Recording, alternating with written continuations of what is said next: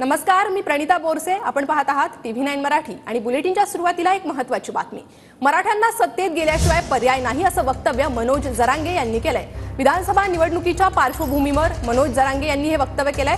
तर आरक्षणावरून किती भयानक आक्रोश होऊ शकतो हे बांगलादेशवरून दिसतं असं देखील ते म्हणाले. बांगलादेशमधील परिस्थितीवरून धडा घेतला पाहिजे असंही वक्तव्य जरांगे यांनी केलेलं आहे.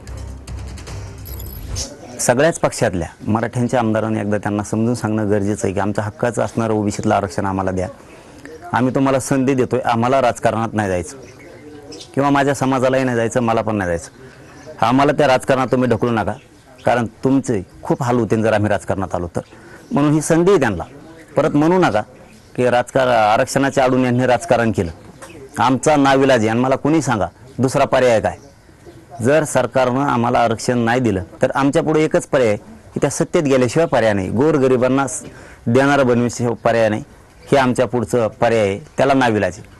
आरक्षणाचा मुद्दा जरी त्या बांगलादेशमध्ये काय झालं असलं तर महाराष्ट्रात नाही होणार तसं.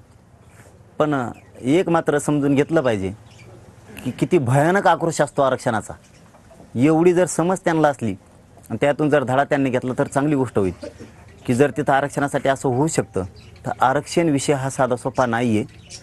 खूप लोकांच्या भयानक वेदना आहेत, खूप आक्रोश आहे आणि हे त्यांनी याच्यातून जरी समजून घेतलं त्याच्यातून तरी बरं होईल. पण महाराष्ट्रात तसं काय होणार नाही, कारण महाराष्ट्र आमचा आहे.